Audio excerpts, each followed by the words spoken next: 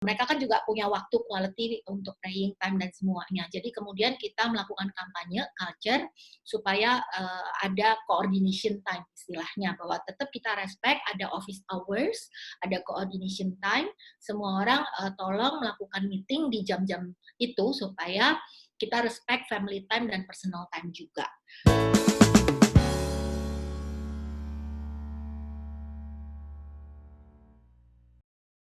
Halo teman-teman semua, selamat datang di MDI Talk. Pada kesempatan kali ini, seperti biasa, kita kedatangan seseorang yang sangat luar biasa, inspiratif, yaitu Mbak Agustina Samara. Halo Mbak Tina. Halo semua, apa kabar? Nama saya Agustina Samara, biasa dipanggil Tina dari Dana Indonesia. Semoga membantu dalam sharing ini. Oke, mungkin saya sedikit perkenalan tentang Mbak Tina ini. Mbak Tina memulai karirnya di Citibank, bank yang multinationals. Setelah itu masuk ke BII, gitu ya. Setelah itu Barclays Bank itu dari UK. Setelah itu masuk ke Bank Permata, masuk di Catur Sentosa juga. Catur Sentosa itu mungkin kalau teman-teman yang belum tahu, ini ya. Logistik, distribusi terbesar. Distribusi, dan juga grupnya ini kan, yang ada furniture juga ya Mbak ya? Mitra 10. Mitra 10. Sempat juga di, di startup, Halodoc gitu ya. Telemedicine. Sekarang di SKI Training Consultant dan juga masih di Dana Indonesia sebagai Chief People Officer. Senang sekali Mbak Tina bisa mainin, ngobrol-ngobrol sedikit. Saya sangat appreciate waktunya yang sangat sibuk, padat banget. Nanti kita mudah-mudahan bisa saling sharing dan belajar satu sama lain. Yap. Oke. Mungkin aku mau tanya dulu nih Mbak Tina. Pada saat ini berarti WFH atau gimana? Iya, di Dana kita udah work from home sudah hampir almost 3 bulan ya. Kita sudah menetapkan work from home full for everyone di Dana. Karyawan kami ada sekitar 680 orang. Wow. Dan itu udah almost 3 months gitu, dari sejak 19 Maret yang lalu. Oke. Saat WFH ini jadi lebih sibuk atau malah berkurang kesibukannya? Menarik. Jadi selama WFH tadinya mood-nya pada saat di awal gitu kita pikir ini cuma 1 bulan doang gitu. Jadi sprinter gitu ya. Kerjanya giat gitu. Dan memang sebenarnya setelah 3 bulan kita review, WFH ini ada pro dan cons, tapi kita melihatnya bahwa bagaimana kita harus tetap melakukan itu dan menerima situasi pandemi karantina ini. Dan selama ini, kalau dilihat, kita malah jadi lebih produktif karena jam kerjanya kan kita jadi nggak ada waktu untuk di jalan ya dan semuanya. Dan I'm tracking di Zoom kita seperti ini, 1 hari itu di Dana, kita melakukan aktivitas meeting itu average di 120 meeting. Di mana jadi kan kami membuat account ya di Zoom. Jadi itu saya tracking bagaimana aktivitas dan productivity dari seluruh tim. Itu di Dana dalam 1 hari ada 120 kali meeting sampai 140 kali meeting tertinggi. Itu all employee across the board? Across the board, across the functions. Kita ada 12 divisi dan kemudian kita track juga average working hours selama WFH itu hampir 12 jam average. Wow. Ya. Menarik ya. Memang bukan berarti itu indikasi bahwa itu semuanya 100% indikasi produktif, tetapi kalau kita lihat berarti kan ada kegiatan dan aktivitas di dalamnya di situ. Gitu. Oke. Tapi kalau dari Dana sendiri, impact ke bisnis, kalau saya baca-baca dari media, positif justru Mbak ya? Ya, Mas Ray, kalau kita lihat di news-nya juga sudah kita posting di Kompas juga bahwa kita increase 15% on online. Of course, pasti ada impact di dalam offline business ya, karena kan mall-mall, semua merchant-merchant kita tutup gitu. Tapi ini adalah kesempatan, apalagi Dana adalah digital payment dan juga cashless, di mana ini akan menjadi satu peluang buat kami untuk bisa grow the business. Dan saat ini di dalam quarter ini kita naik 15% dari segi online payment-nya, online transaction ya. Nah, tadi menarik Mbak Tina sempat mention terkait working hours-nya jadi 12 jam rata-rata on average, dan meeting-nya jadi 120 sampai 140 per hari. Itu dampaknya ke employee mood dan employee motivation, employee satisfaction, engagement gimana Mbak saat ini berarti? Ya. Jadi menariknya begini, kalau kita memang lihat tadi yang saya bilang pada awal-awal WFH kita semangat gitu ya, wah kapan lagi kita kerja dari rumah gitu, semangat gitu. Jadi sebulan pertama kita tracking nih, itu 14 jam. Waktu di Maret itu saya tracking 14 jam. Wow. Kemudian saya udah melihat nih tendensinya di pandemik ini kayaknya makin panjang, apalagi di Indonesia ya, trennya agak kurang bagus begitu, jadi PSBB-nya makin diperpanjang. Lalu kita mulai melakukan kampanye right work from home culture, karena kita akan lihat bahwa saat ini sudah menjadi satu new normal yang mindset kita harus kita adjust gitu ya, dimana sekarang kita melihatnya temporary, tapi saya kalau lihat long term ini akan menjadi suatu new norm, new behavior yang company dan organisasi harus adjust di dalamnya, sehingga right work from home culture is a very important. Waktu Maret kita kenceng-kencengan seneng semua pada kerja gitu. Nah sekarang kan mulai burn out nih ya, khawatir ya. Orang kan harus punya quality of life juga. Bagaimana harus bisa makan, cukup tidur. Apalagi di rumah kan mereka juga punya tanggung jawab dengan anak dan harus masak buat suami. Apalagi saat ini juga lagi berpuasa. Saya juga mengucapkan selamat menjalankan puasa buat teman-teman. Mereka kan juga punya waktu quality untuk praying time dan semuanya. Jadi kemudian kita melakukan kampanye culture supaya ada coordination time istilahnya, bahwa tetap kita respect ada office hours, ada coordination time. Semua orang tolong melakukan meeting di jam-jam itu supaya kita respect family time dan personal time juga.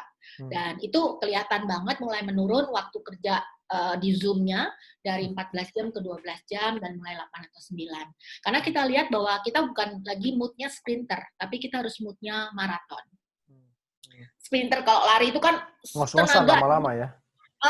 Gitu. Padahal kita harus maraton nih, pandeminya masih lama, jadi nafas harus lebih panjang. Kalau kerja 14 jam nanti burn out, nggak produktif gitu. Dan dari ini peranan HR kalau saya lihat di mana Mbak berarti? Saya bersyukur sekali ketika di Dana ini people first itu menjadi satu bagian value yang paling kita anut gitu di Dana, bahwa people matters, people itu menjadi salah satu tombak utama buat Dana. Sehingga ketika kita melihat peranan HR itu sangat penting sekali, apalagi dalam konteks krisis seperti ini ya.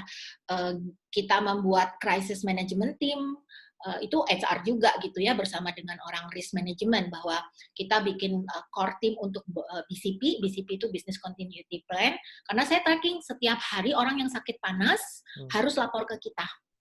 Jadi yang kena COVID dan semuanya kita maintain end-to-end sampai kita siapin karantina, hospital dan semuanya. Misalkan kayak gitu ya. Pada saat ini nggak ada, tapi kita monitor untuk urusan sakitnya, sakit panas dan semuanya. Jadi kita udah prepare all the SOP. Kemudian peranan HR penting sekali karena kan sekarang work from home. Kita harus bikin aturan dong.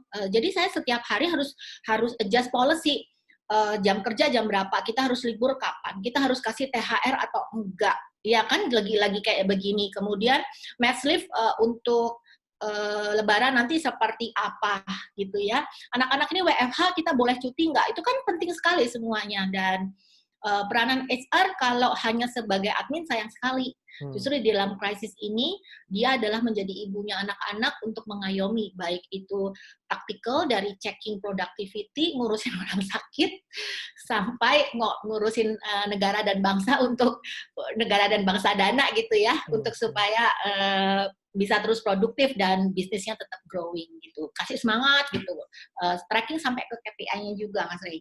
Berarti HR hanya sebagai support yang dimana ketika ada user yang request tertentu baru kita gerak, itu sudah tidak bisa lagi diimplementasikan di saat ini, dimana tadi kalau Mbak Tina sharing, HR harus lebih proaktif, harus lebih cari data, lihat data, kondisi seperti apa. Ya, setuju banget Mas Ray. Karena gini, HR itu kan melihat human being, ya kan? Saat ini semua orang perlu personal touch di situ. Karena kita saat ini kerja sendiri di rumah, ya kan?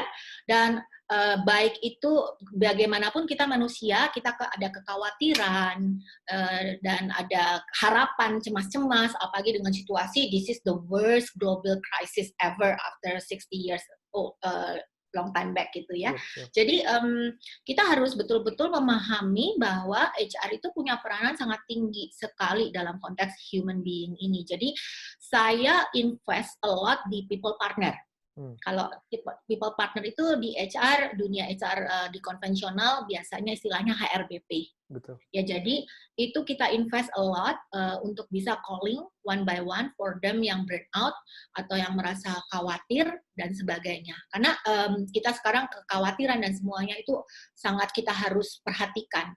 Mereka kerja sendiri di rumah, saya nggak bisa notice kan body gesture-nya lagi lemah atau apa kalau mereka nggak calling. Tapi kan saya nggak mungkin calling my 600 people. Iya, betul. Jadi kita encourage dan mulai membangun culture bahwa speak up, dan speak up itu harus Anda proaktif karena saya nggak bisa tahu kalau Anda nggak telepon gitu. Jadi kita sampai sediakan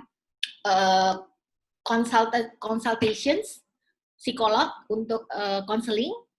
Kemudian kita juga punya coaching one on one. Jadi kita sekarang lagi minta semua managers untuk punya skills mentoring supaya telepon satu-satu, people partner juga checking kalau ada yang burnout atau apa, ada consultations-nya juga.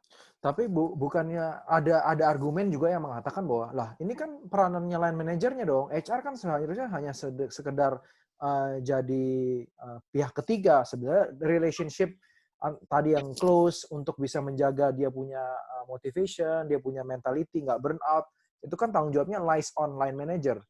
Nah itu di mana boundaries antara HR dengan boundaries line manager? Sangat setuju Mas Ray.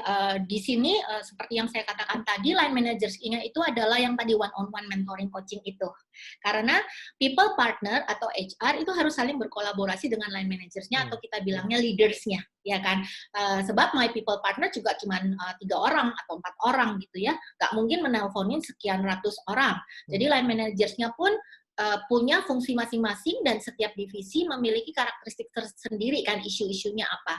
Jadi setuju banget Mas Ray, hal tersebut tetap menjadi fondasi utama bahwa line managers memiliki ownership untuk membangun excitement dan happiness di tim selama work from home ini karena mereka yang tahu, mereka yang memberikan instruksi, mereka yang memberikan KPI, kapan juga mereka harus katakan stop kerja, kita harus istirahat. Okay. Jadi kita mulai membangun mentoring culture itu, digital mentoring culture istilahnya. Wow. Dulu mentoring offline, sekarang mentoringnya online ya? Iya betul. It's a whole new world. Betul. Kalau misalnya dari sejauh ini Mbak Tina, dari 3 bulan ini WFH, kira-kira pelajaran apa sih yang bisa diambil dari seorang HR Mbak dari perjalanan ini?